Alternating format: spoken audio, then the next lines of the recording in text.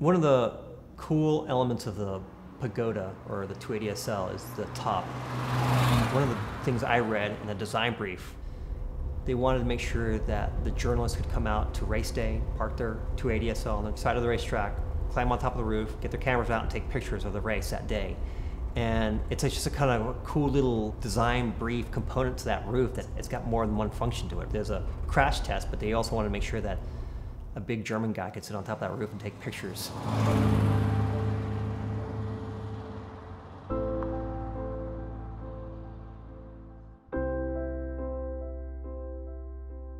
You know, there is a connection to us in the architecture that functional requirement generates a beauty out of something that you didn't expect. My name is Daniel Monti. I drive a 1969 Mercedes-Benz 280 SL.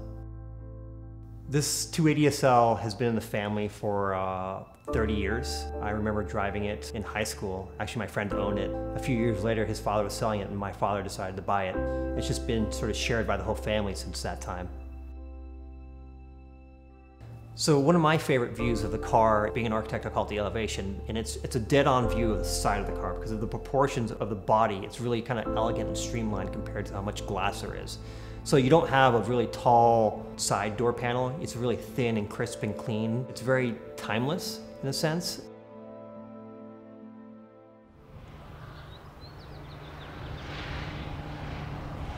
I really appreciate cars that are they're elegant, they're simple, they don't have a lot of extra fluff. The Pagoda is the same way, that and it's kind of a class change at a certain time when it came in, playing that balance of being forward-thinking but yet kind of a timeless design.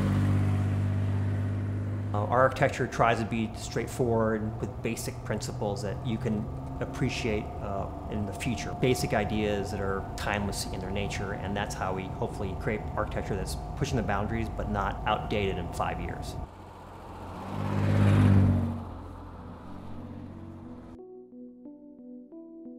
For the Walnut House, one of the things that we were trying to bring back, a sensibility or an idea, was that I remember being at parks growing up, and there's these beautiful eucalyptus trees, that dappled light that comes down, and I was trying to bring that idea back to the architecture here in Los Angeles. So we wrapped the whole building with these metal panels to create this sort of beautiful dappled light that kind of moves through the house. It creates shade so the house stays cooler, and it helps dissipate all the heat that comes out on a sunny day. So it's got this functional quality to it that most people don't expect.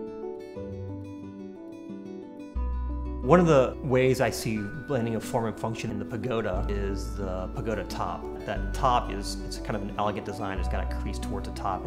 There's a functional requirement that it needed to be rigid if it ever decided to flip over, and the crease is kind of the beauty of it. So there's a functional requirement that created this formal beauty out of it. One of the cool elements of that house that is form and function kind of together is we had all these circles that were cut out of these metal panels. So the functional aspect was how are we going to use them. So in the staircase, we ended up welding them all together to create the handrail. And in that handrail creates a protective barrier from falling down, but it's also this beautiful sculptural thing. Living in this particular house, I've learned a tremendous amount, more than I've learned in 10 houses. And it's all about small, subtle details. A good car designer, they need to drive their own cars once. Just trying it out and testing it with your own hands is really the difference.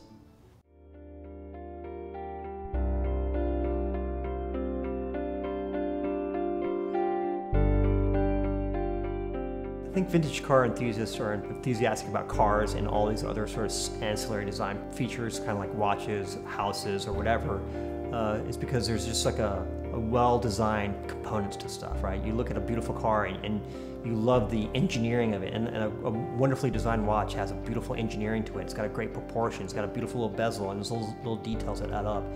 And in our architecture, we do the same thing. It's just, there's a big picture beauty to it, but there's like these little details that kind of bring it together.